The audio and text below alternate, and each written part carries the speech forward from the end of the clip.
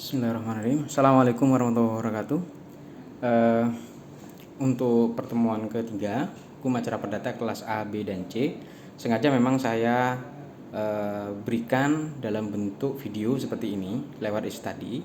Maksud saya agar memang saya memperkenalkan e-study dan agar kalian dapat memanfaatkan fitur-fitur e-study yang untuk sementara saya menggunakan unggah video ya. Jadi saya memberikan mata kuliah materi seolah-olah ada di kelas dan kalian bisa mengakses itu di rumah dengan limit tertentu, dan di akhir perkuliahan saya akan memberikan kuis ya yang juga akan berfungsi sebagai presensi.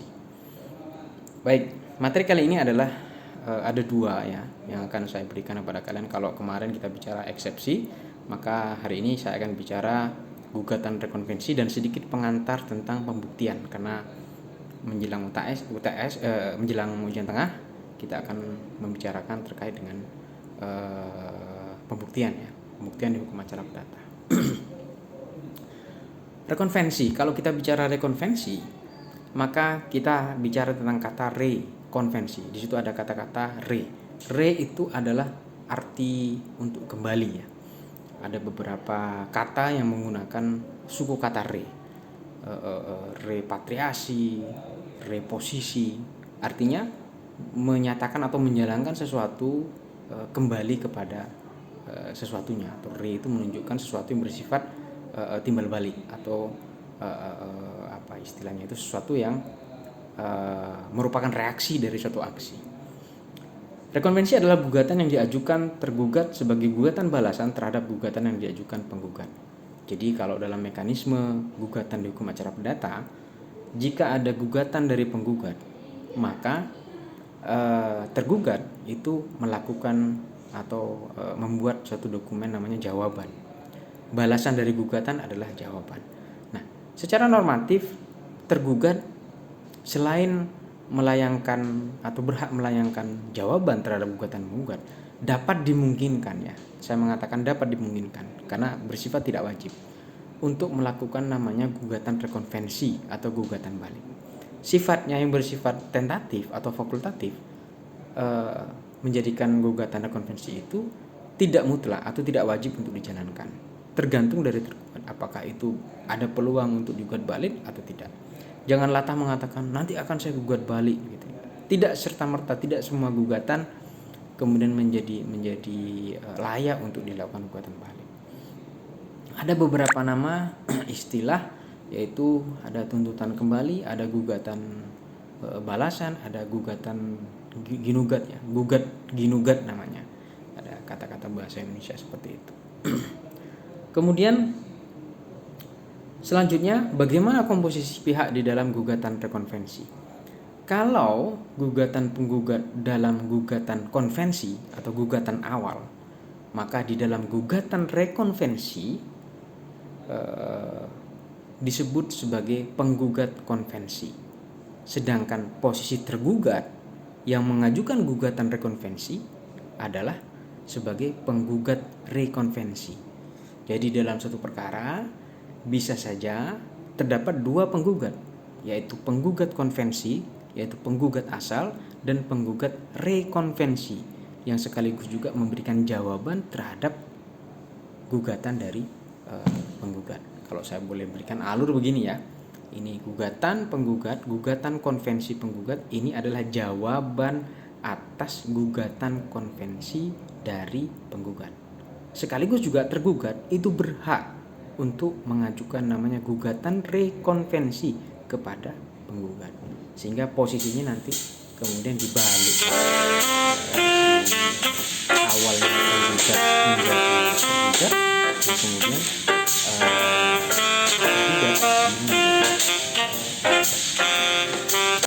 Selanjutnya ada beberapa prinsip-prinsip dasar gugatan yang merupakan eksepsional dari gugatan rekonvensi. Yang pertama adalah setiap gugatan berdiri sendiri, register dan nomor, dan ketua pengadilan negeri yang menentukan hari sidang dan para pihak.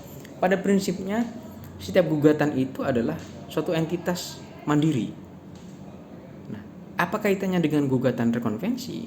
Gugatan rekonvensi kemudian dapat, yang seharusnya gugatan itu diselenggarakan di persidangan terpisah, dia kemudian nunut, bahasa Jawanya tuh nunut ya, ikut di dalam gugatan konvensi. Daripada kemudian membuat gugatan baru, maka tergugat dapat nunut di dalam gugatannya lawan untuk melakukan gugatan balik. Hal ini sesuai dengan asas peradilan cepat, sederhana, dan biaya ringan, sehingga kemudian perbuatan gugatan rekonvensi tersebut itu secara ekonomi menguntungkan bagi tergugat dan menciptakan suatu peradilan yang berbiaya ringan, tidak mahal. Kemudian pasal 132 huruf A HIR mensyaratkan boleh melakukan gugatan rekonvensi atau kumulasi dengan memenuhi asas-asas. Yang pertama, nomor register perkara menumpang dan menjadi satu dengan gugatan konvensi. Seperti yang tadi saya sampaikan, kalau pada dasarnya gugatan rekonvensi itu kalau dicabut dari suatu perkara, maka dia bisa menjadi gugatan tersendiri. Jadi misalnya A menggugat B, dan di dalam jawaban B terhadap gugatan A, dia menyertakan gugatan rekonvensi. Karena sifatnya tentatif atau fakultatif, sebetulnya dia bisa hanya melakukan jawaban saja. Gugatan rekonvensi itu kemudian boleh atau dapat ditarik keluar dan dibuat suatu gugatan tersendiri dengan nomor register dan nomor perkara tersendiri, itu boleh. Tapi untuk efisiensi persidangan, maka dapat, sekali lagi saya katakan dapat atau boleh menggabungkan, mengkumulasi gugatan rekonvensi di gugatan balik di dalam gugatan konvensi. Karena dasarnya dapat atau boleh, maka dikerjakan boleh, dikerjakan tidak dikerjakan pun juga tidak soal, tergantung dari tergugat. Keuntungan yang kedua adalah biaya panjar perkara melekat pada gugatan rekonvensi. Sebagaimana kita ketahui, yang namanya gugatan itu tidak gratis. Di dalam asasnya peradilan itu sederhana, cepat, dan berbiaya ringan, bukan gratis. Karena sejatinya berperkara di peradilan perdata ada namanya biaya panjar perkara. Apa itu biaya panjar perkara? Adalah biaya untuk memanggil para pihak. Para pihak tergugat dipanggil ke pengadilan. Berapa biayanya? Tergantung di mana alamat dan domisili tempat tinggal dari tergugat. Kalau domisilinya berada di wilayah kompetensi relatif, tempat gugatan itu dihelat atau digelar, ya tidak terlalu banyak. Tapi bisa jadi dalam satu gugatan tergugatnya ada banyak, ada 2 atau 3, dan beberapa tergugat itu berada di luar wilayah kompetensi relatif penyelenggaraan persidangan. Saya pernah menggugat orang yang kemudian tergugatnya posisinya ada di Papua. Selain mahal, itu juga lama karena relas pemberitahuan persidangan harus menunggu sampai 2 minggu untuk kemudian sampai kepada tangan pihak tergugat. Kemudian selanjutnya, apa sih tujuan gugatan rekonvensi? Yang pertama adalah menegakkan asas peradilan sederhana. Itu yang tadi saya sebutkan. Asas peradilan sederhana itu memang ingin supaya pencari keadilan itu nggak rumit-rumit di dalam mencari keadilan. Jadi, biar simple, 2 in 1 ya. Kalau kalian mau kopi susu gitu kan, kopi susu di dalam satu adonan, tinggal kasih air panas, selesai perkara. Kemudian menghemat, yang kedua, tujuan yang kedua adalah menghemat biaya dan waktu. Menghemat biaya minimal at least-nya 50% lah, kurang lebih 50% tercover biayanya, dan juga ada mungkin juga kalau rekonvensi itu zero cost, karena kita tidak perlu mengeluarkan biaya panjar perkara karena para pihaknya yang digugat itu sama. Kalau kita bikin menjadi nomor perkara tersendiri, maka itu bisa menambah biaya perkara, menambah panjar perkara, dan itu menambah mahal pembiayaan persidangan. Kemudian menghemat waktu karena diselenggarakan ya dalam waktu yang bersamaan, 2 in 1. Kemudian yang ketiga, menghemat biaya dan waktu, filosofinya adalah juga menghindari putusan yang saling bertentangan. Dalam bahasa Belandanya innerlijk samenhangen ya. Ada kemungkinan jika terjadi gugatan rekonvensi benar-benar saling berkaitan atau berhubungan. Daripada persidangan itu digelar di hari yang lain, lebih baik diselenggarakan di waktu yang bersamaan, sehingga kemudian tidak ada hal yang bertentangan. Misalnya di persidangan A gugatan konvensi, hakim mengabulkan penggugat, tapi kemudian di gugatan rekonvensi ternyata juga mengabulkan gugatan penggugat atau tergugat rekonvensi. Ini kan menjadi bertentangan. Daripada diselenggarakan terpisah, mending jadi satu dan hakimnya sama sehingga bisa secara adil memberikan putusan. Kemudian selanjutnya, apa sih syarat material gugatan rekonvensi? Pasal 132 HIR tidak mengatur ya secara rigid. Dalam praktek peradilan mensyaratkan adanya hubungan atau adanya koneksitas.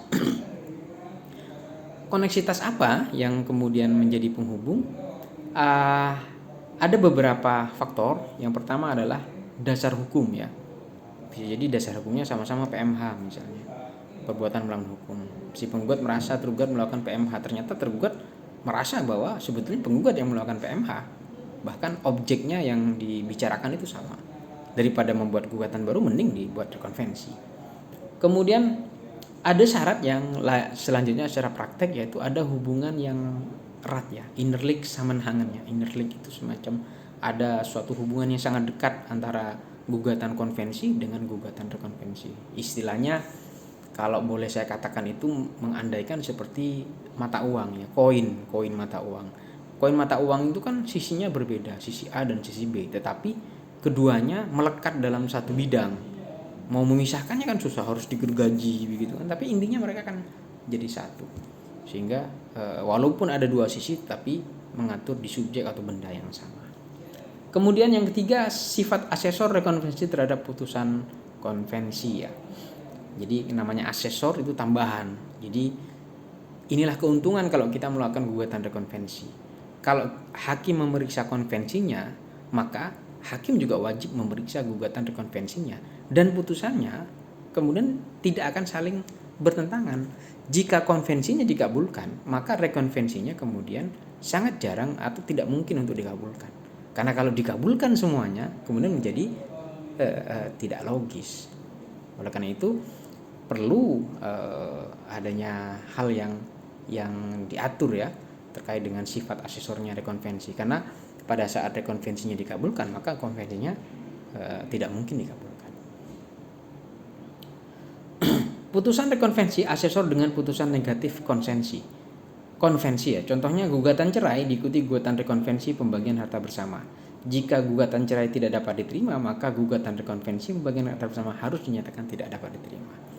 Karena dia asesor gugatan harta bersama, kalau di pengadilan agama itu boleh jadi satu ya, tapi kalau di pengadilan negeri non muslim itu harus terpisah.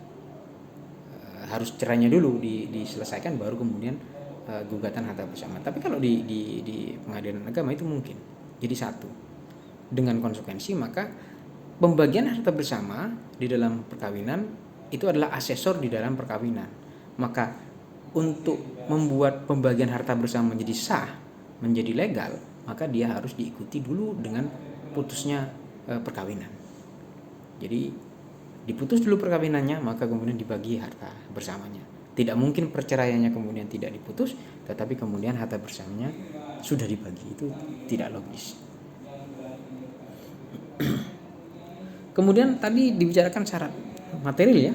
Selanjutnya saya berikan syarat formil gugatan rekonvensi. Gugatan rekonvensi diformulasi secara tegas.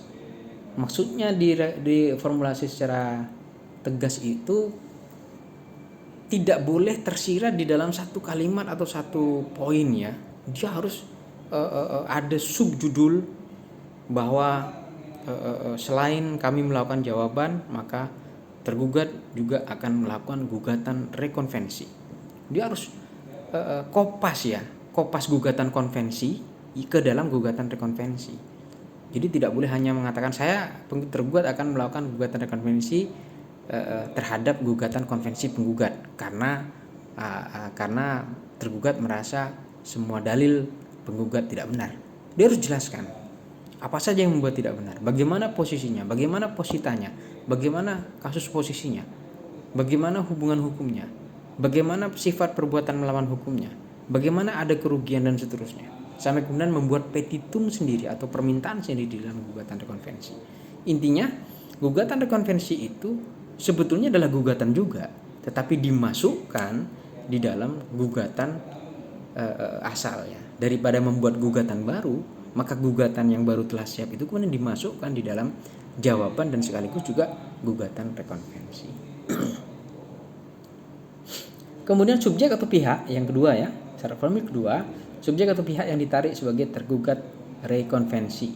Ada syaratnya. Yang pertama adalah hanya penggugat konvensi. Jadi dia tidak boleh menambah tergugat. Kalau penggugat konvensinya hanya satu, maka dia tergugatnya ya tergugat rekonvensinya hanya satu. Dia nggak boleh nambah subjek hukum yang lain. Kalau penggugatnya dua konvensi, maka tergugat rekonvensinya ya cuma dua.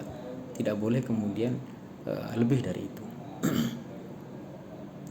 Kemudian catatan yang lain adalah boleh tidak menarik semua penggugat konvensi.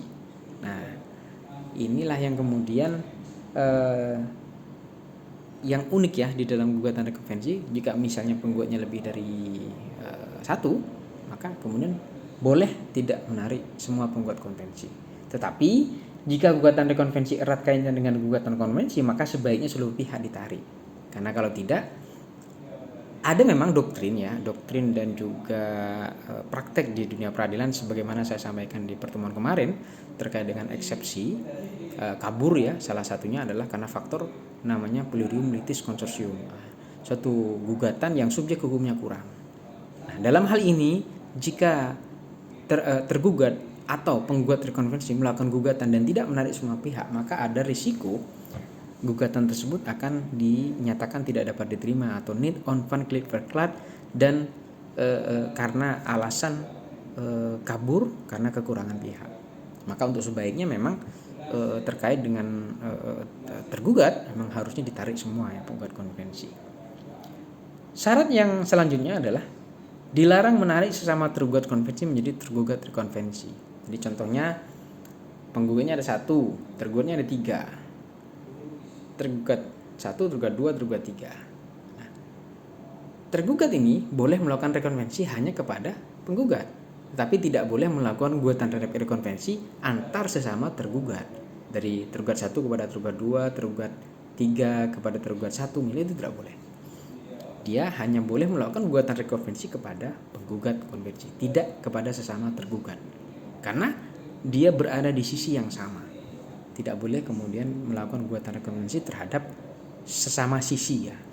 Harus berada di other side atau sisi yang lain. Syarat yang ketiga, syarat formil yang ketiga adalah gugatan rekonvensi diajukan bersama dengan jawaban. Jadi ada dua aliran ya, menurut Pak Yahya Rahab ada dua aliran terkait dengan kapan gugatan rekonvensi itu diajukan. Aliran pertama adalah maksimal diberikan pada saat jawaban pertama. Jawaban pertama itu jawabannya. Karena kalau alur persidangan perdata setelah jawaban, setelah gugatan ada jawaban, setelah itu ada replik, ada duplik, dan bahkan mungkin juga ada replik dan ada reduplik. Aliran pertama mengatakan gugatan rekonvensi hanya boleh diajukan di sidang jawaban pertama. Tidak boleh setelah itu. Artinya replik, duplik, replik dan sebagainya tidak boleh ada gugatan rekonvensi. Tetapi juga ada aliran kedua yang menyatakan bahwa selain di agenda jawaban, gugatan rekonvensi masih mendapat dimungkinkan sebelum agenda pembuktian, yaitu di agenda duplik namanya. Duplik itu kan jawaban tergugat terhadap replik penggugat. Jadi alurnya gugatan dibalas dengan jawaban, dibalas lagi dengan replik, dan dibalas lagi dengan duplik. Maka duplik ini adalah jawaban tergugat terhadap replik penggugat. Sedangkan replik adalah jawaban atau tanggapan penggugat terhadap jawaban dari tergugat. Sedangkan jawaban adalah tanggapan atau jawaban tergugat terhadap gugatan dari penggugat. Agak susah ya, tapi tidak apa-apa, semoga kalian bisa memahami pemaparan saya secara verbal ini. Kemudian ada beberapa larangan gugatan rekonvensi. Yang pertama, gugatan rekonvensi kepada diri orang yang bertindak berdasarkan kualitas. Saya ambil contoh begini. Saya digugat oleh A dan dia pakai kuasa hukum X. Karena saya juga ada urusan dengan kuasa hukum A yaitu X, maka saya kemudian mengajukan gugatan rekonvensi kepada pengacaranya. Ini salah. Ini tidak boleh. Karena X itu bertindak untuk dan atas nama A tidak dalam kapasitas pribadinya tapi sebagai kuasa hukum. Sehingga jika kita menggugat rekonvensi maka harusnya kepada A bukan kepada X. Kemudian yang kedua, diajukan di luar yurisdiksi PN yang memeriksa. Ada beberapa aliran ya menurut Profesor Subekti, kalau hanya terkait dengan kompetensi relatif itu masih bisa ditolerir menurut pendapat Profesor Subekti. Tapi kalau terkait dengan kompetensi absolut itu sudah tidak dibenarkan karena memang sudah beda ranah ya. Hukum pratun misalnya, peradilan tun dengan peradilan umum itu sudah beda. Kalau yang itu kemudian rekonvensinya tidak dapat dibenarkan. Kemudian rekonvensi terhadap eksekusi, tidak boleh mengajukan rekonvensi terhadap sengketa yang menyangkut perlawanan terhadap eksekusi putusan. Nah, dalam sistem hukum kita, dalam hukum acara perdata ada dua sesi ya, ada dua sesi di dalam persidangan yang keduanya sama-sama penting. Yang pertama adalah sesi gugatan sampai kasasi ya, yang menyatakan dinyatakan oleh hakim melalui dinyatakan oleh majelis hakim siapa yang memiliki hak terhadap suatu hak hukum atau hubungan hukum. Nah, setelah itu dinyatakan siapa yang memiliki hak, maka proses keduanya adalah namanya proses eksekusi. Ini yang kemudian dua hal yang berurutan atau bergandengan, tetapi keduanya terpisah. Jangan kira setelah kita menang di pengadilan, maka putusan itu kemudian akan berjalan sendiri, itu nggak bisa. Untuk menjalankan putusan namanya memerlukan satu fase permohonan eksekusi. Nanti setelah UTS ya, hampir menjelang UAS, nanti akan saya jelaskan, berikan pengantar apa sih eksekusi itu dan apa pentingnya di dalam hukum acara perdata. Nanti akan saya berikan pengantar karena memang materinya sudah sangat advance ya. Seharusnya memang sudah di akhir-akhir kalian kalau mau bikin skripsi perdata mungkin baru bisa belajar tentang hukum eksekusi. Bahkan di praktisi saja cukup jarang ya, bahkan mungkin sarjana hukum sekalipun banyak yang masih belajar terkait dengan hukum eksekusi. Bahkan saya pribadi pun juga sampai detik ini masih terus mengupdate informasi dan pengetahuan terkait dengan hukum eksekusi. Kemudian rekonvensi terhadap eksekusi secara prinsip undang-undang melarang terlawan mengajukan gugatan rekonvensi terhadap gugatan perlawanan, baik perlawanan pihak ketiga, deden verzet, atau perlawanan pihak partai atau party verzet. Secara kasuistik pada deden verzet, perlawanan mengandung dua aspek, penundaan atau pembatalan eksekusi dan dalil gugatan baru bahwa barang objek eksekusi adalah milik terlawan. Jadi kenapa kemudian rekonvensi itu tidak diperkenankan pada saat fase permohonan eksekusi? Karena sejatinya fase atau permohonan tersebut atau gugatan rekonvensi tersebut sudah lewat, harusnya sudah dipermasalahkan pada saat gugatan awal, bukan pada fase eksekusinya. Karena ketika sudah eksekusi, putusan itu sudah jadi, sudah penuh, sudah dapat dijalankan, sehingga kemudian dapat pasca putusan eksekusi itu adalah penjabaran di dalam putusan ya. Jadi putusan hakim itu harus dijalankan dengan eksekusi. Pada saat eksekusi itu sudah proses pelaksanaan putusan, tidak lagi bicara tentang siapa yang berhak. Kalau kita bicara tentang siapa yang berhak, maka kita bicara di fase sidang pengadilan. Tapi kalau sudah selesai sidang pengadilan, hakim menyatakan A adalah yang berhak, maka A dapat atau diperbolehkan menjalankan putusan dengan cara melakukan permohonan eksekusi. Jadi eksekusi adalah bagian terpisah di dalam satu sengketa perdata. Dia adalah lanjutan, tetapi dia adalah satu kesatuan. Kalau mobil itu tergandeng lah. Tergandeng itu kan ada dua ya, yang di depan sama yang di belakang. Kalau kita bicara tergandeng, yang di belakang ya harus ngikut sama yang di depannya. Tapi kalau kita bicara apakah yang di depan sama dengan yang di belakang, itu beda halnya. Kemudian juga larangan ketiga adalah larangan rekonvensi pada tingkat banding. Nggak bisa, dia harus ada di tingkat pertama. Juga pada tingkat kasasi itu tidak mungkin. Dia hanya boleh dilakukan di tingkat pengadilan tingkat pertama. Kemudian bagaimana sistem pemeriksaan konvensi dan rekonvensi menurut pasal 132B ayat 3 Junto ayat 5 HIR ya. Yang pertama, konvensi dan rekonvensi diperiksa serta diputus sekaligus dalam satu putusan dengan sistematika sebagai berikut. Jadi intinya, gugatan konvensi dan gugatan rekonvensi harus termuat di dalam satu putusan. Sama seperti yang saya sampaikan di awal, filosofi di dalam gugatan rekonvensi adalah untuk sekaligus membungkus ya dua pendapat atau dua klaim terhadap hubungan hukum atau hak dalam satu putusan, sekaligus agar tidak terjadi pertentangan di dalam satu putusan. Uraian putusan konvensi di bagian awal. Jadi ada dalil gugatan konvensi, petitum gugatan, uraian pertimbangan gugatan, dan kesimpulan hukum gugatan konvensi. Baru kemudian setelahnya uraian gugatan rekonvensi. Terakhir amar putusan.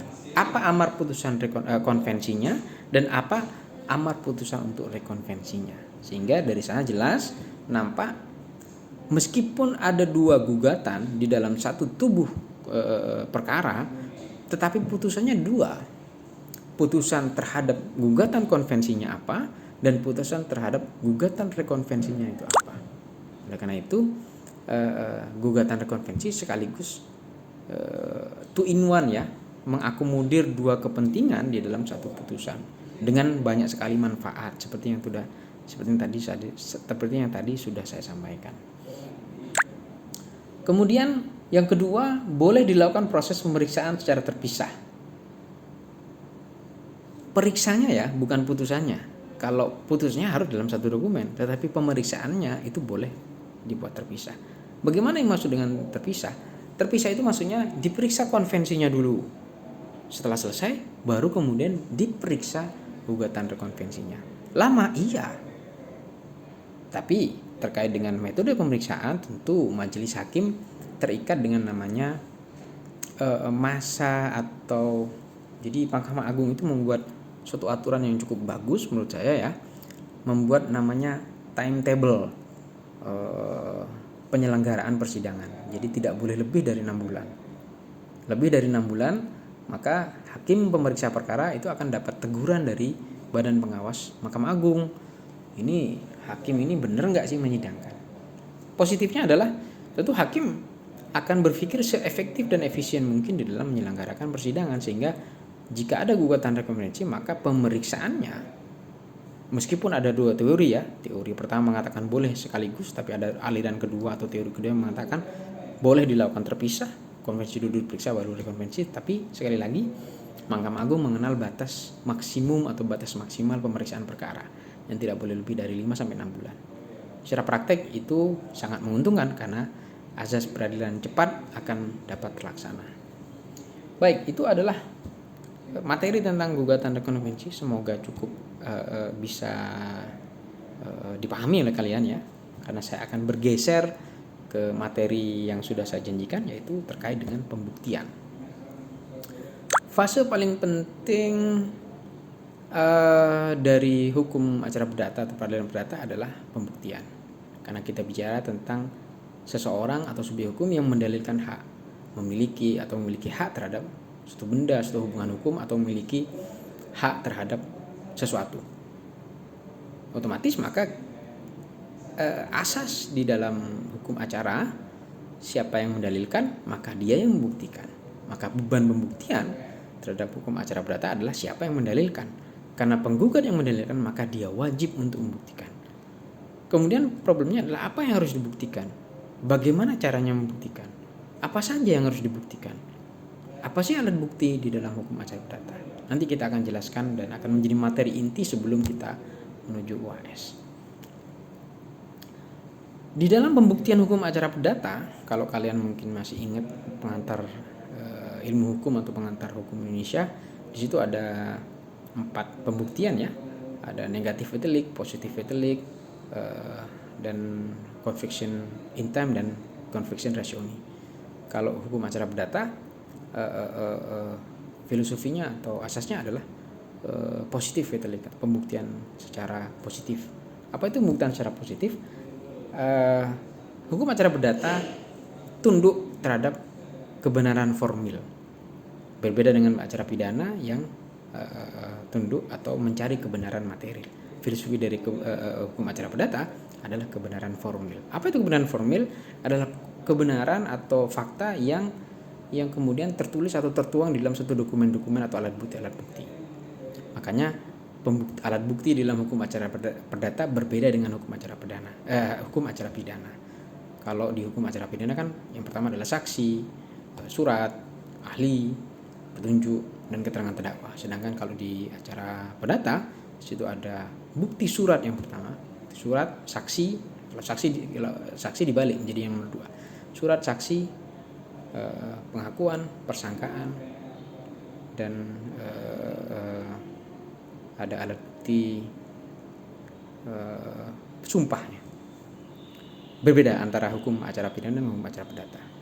Disitulah yang menarik, karena filosofinya adalah kebenaran formil, maka pembuktian di dalam hukum acara perdata, meskipun hakim memiliki keyakinan bahwa apa yang sedang digugat atau apa yang diakui oleh salah satu pihak di dalam gugatan tidak faktual, tetapi jika didukung oleh bukti-bukti formil, baik itu surat, saksi yang membenarkan dalil tersebut, maka hakim itu kemudian tidak terikat dengan keyakinannya. Berbeda dengan hukum acara pidana. Hukum acara pidana, meskipun saksi mengatakan bahwa terdakwa itu membunuh, tetapi dalam pemeriksaan persidangan didapatkan bukti-bukti bahwa ternyata terdakwa tidak berada di lokus dan tempus delicti, maka berdasarkan keyakinan hakim dapat membebaskan terdakwa. Berbeda dengan hukum acara perdata, meskipun hakim memiliki keyakinan ini kayaknya bukan tergugat deh yang punya utang, tetapi pihak ketiga misalnya. Tapi bukti-bukti formil mengatakan bahwa bahwa tergugat yang memiliki hubungan hukum dan memiliki hutang, maka hakim wajib terikat dengan bukti-bukti formil yang tersaji di pengadilan. Itulah serunya hukum acara perdata ya, yang kalian harus bedakan dengan hukum acara pidana. Karena ini keterampilan pada saat Anda sudah menjadi praktisi. Ini akan sangat bermanfaat nanti kalau kalian menjadi atau bercita-cita menjadi seorang advokat. Kebenaran formil apa maknanya? Yang pertama adalah hakim bersifat pasif. Berbeda dengan hukum acara pidana yang hakim aktif menanyakan. Jika dokumen yang sampai datang ke hakim menyatakan bahwa tergugat adalah orang yang memiliki hubungan hukum dengan penggugat, selesai di situ. Meskipun hakim sendiri masih tidak yakin, kayaknya nggak yakin deh, kayaknya bukan tergugat yang punya hubungan hukum, tapi adiknya misalnya, tapi pihak ketiga. Hakim terikat dengan dokumen-dokumen dan kebenaran formil. Kemudian yang kedua, putusan based on fact ya, berdasarkan fakta. Terbatas dalam persidangan, sekalipun tersaji di luar dalam bentuk investigasi media dan sebagainya, tidak boleh dijadikan dasar. Jadi hakim itu harus terikat kepada bukti-bukti yang tersaji di pengadilan. Kemudian memang pola yang demikian membuat hakim perdata itu lebih seperti corong undang-undang ya. Dia tidak memiliki otoritas atau keleluasan untuk menentukan jalannya persidangan. Memang ada aliran baru ya. Pak Yaya Harahap mengatakan ada aliran baru yang menggeser posisi hakim perdata lebih sedikit kurus ya. Tapi secara formil itu tidak sampai mengubah filosofi positif fatality-nya peradilan perdata. Tapi hanya lebih kepada bahwa hakim kemudian tidak pasrah bongkoan ya, kalau bahasa Jawanya itu seperti itu. Artinya hakim juga memiliki curiosity ya, rasa keingintahuan, rasa penasaran yang tinggi terhadap fakta persidangan, sehingga diharapkan hakim itu lebih sedikit menggali apa yang terjadi di persidangan. Kemudian bagaimana pengakuan di dalam persidangan hukum acara perdata? Sebagaimana tadi saya sampaikan, pengakuan adalah satu di antara 5 alat bukti. Sepanjang para pihak melakukan pengakuan dan itu dibenarkan oleh pihak lawan, case close. Case close ya. Case close artinya ya sudah. Misalnya penggugat menggugat, tergugat melakukan perbuatan melawan hukum atau uang prestasi, hutangnya 10 miliar. Tergugat mengakui 10 miliar, ya sudah case close. Apa yang mau dibuktikan lagi? Toh tergugat sudah mengakui. Jadi di dalam hukum acara perdata ada satu hal, alat bukti yang kemudian dapat menjadi penentu, yaitu namanya pengakuan, dengan syarat, tetapi tidak semua pengakuan kemudian dapat menjadi pemutus. Dalam hal pengakuan yang bersifat on split bar aviu atau pengakuan yang bersyarat atau berklausul, itu tidak bisa dijadikan dasar pemutus atau penghentian suatu perkara di pengadilan. Kemudian tidak menyangkal dengan berdiam diri atau tidak melakukan bantahan terhadap suatu dalil, itu tidak dianggap sebagai pengakuan atau tidak boleh langsung ditafsirkan sebagai pengakuan. Ini seringkali terjadi ya. Karena tergugat tidak membantah dalil penggugat, maka tergugat dapat dianggap melakukan pengakuan ya. Ya nggak begitu juga. Ya artinya pengakuan itu harus dinyatakan secara fix ya, secara murni dan bulat. Kemudian pembuktian dapat bersifat tidak logis. Maksudnya tidak logis itu tidak seperti ilmu matematika 1 tambah 1 sama dengan 2, ilmu deret ukur deret hitung gitu. Karena bisa jadi ada satu bukti surat yang bisa jadi ada memiliki kepalsuan atau memiliki suatu cacat-cacat material atau formil yang kemudian tidak bisa dijadikan sebagai pembuktian dalam hukum acara perdata. Bagaimana caranya? Ya bisa kita konfrontir dengan alat bukti yang lain. Bisa jadi lewat dengan WA, dengan alat bukti saksi dan lain sebagainya. Kemudian ada beberapa fakta yang tidak perlu dibuktikan. Misalnya hukum positif Undang-Undang Dasar 1945 apakah konstitusi tidak. Kemudian fakta jam, hari, tanggal dan sebagainya, itu sesuatu yang tidak perlu dibuktikan lah. Hari ini hari Kamis. Kemarin kan hari Rabu, masa perlu dibuktikan bahwa menurut perhitungan Kopernikus dan Galileo maka satu hari sebelum hari ini adalah hari kemarin dan seterusnya. Tidak perlu dibuktikan. Semua orang tahu kalau hari sebelum hari Kamis adalah hari Rabu. Kemudian dalam pembuktian juga dikenal namanya bukti lawan atau tegenbewijs dalam bahasa Belandanya, atau counter proof, diajukan tergugat dalam bentuk bukti sangkalan atau bukti balasan.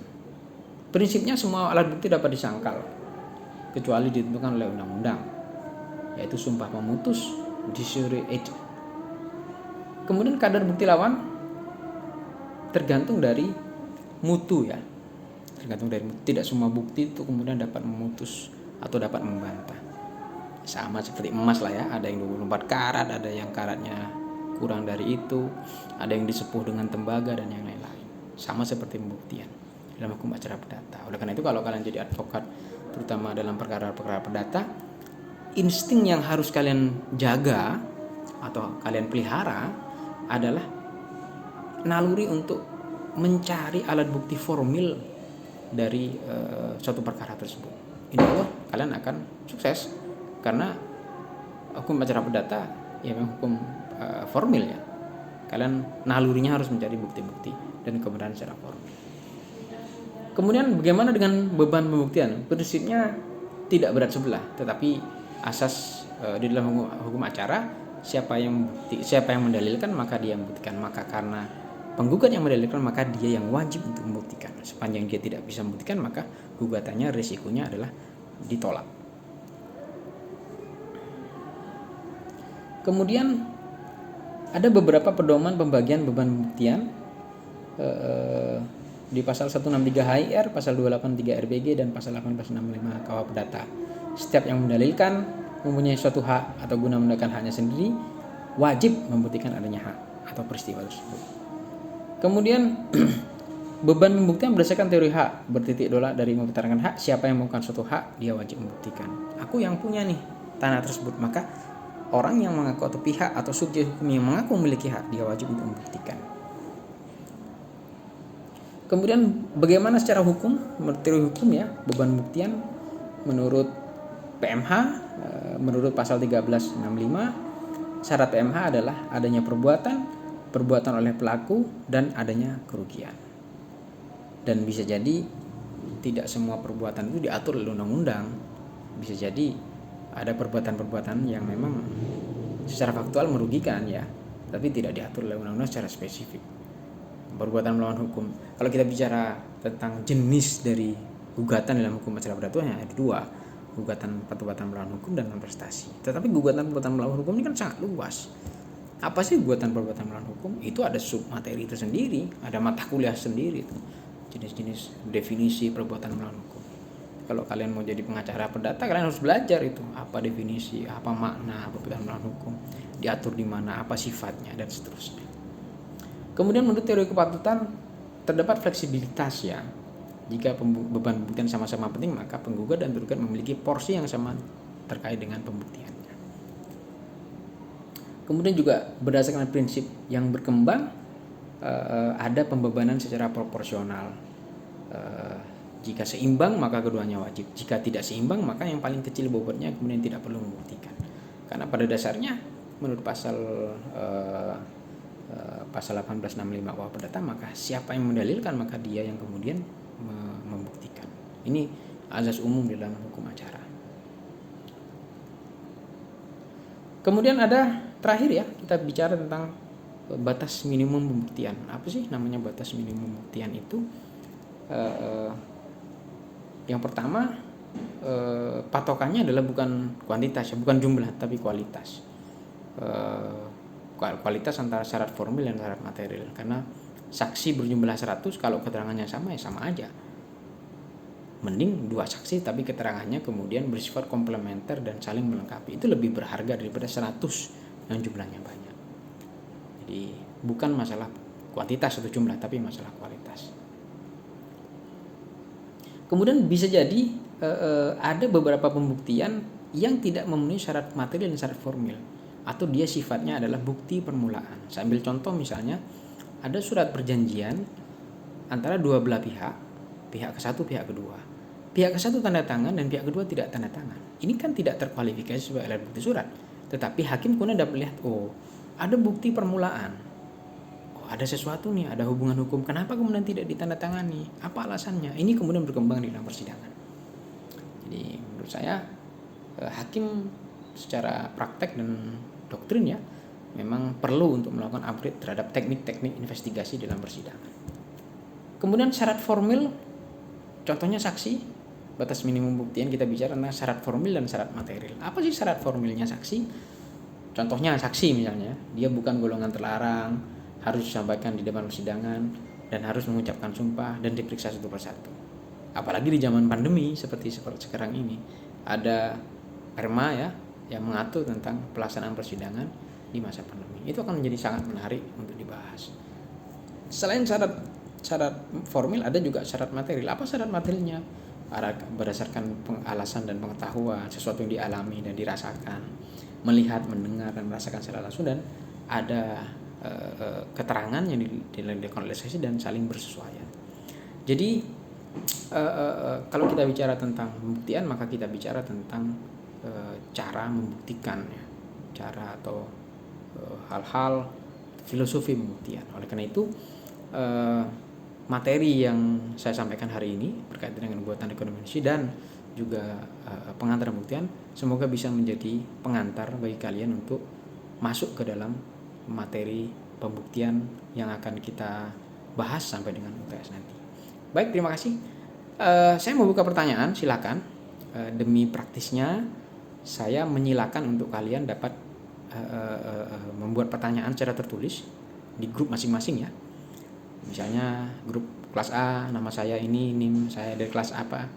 Saya bertanya, Pak, pertanyaan saya adalah ini. Silakan di-share. Silakan boleh bertanya di grup ya. Kemudian untuk presensi jangan lupa nanti presensinya lewat kuis ya. Jika kalian harus menjawab kuis, maka akan saya anggap sebagai presensi di dalam perkuliahan. Dan ingat, presensi saya tidak lama, kemungkinan hanya akan berlaku sampai dengan hari ini jam 24.00. Selebihnya saya anggap tidak mengikuti kelas saya. Terima kasih atas perhatian kalian. Sampai ketemu minggu depan. Terima kasih. Wassalamualaikum warahmatullahi wabarakatuh.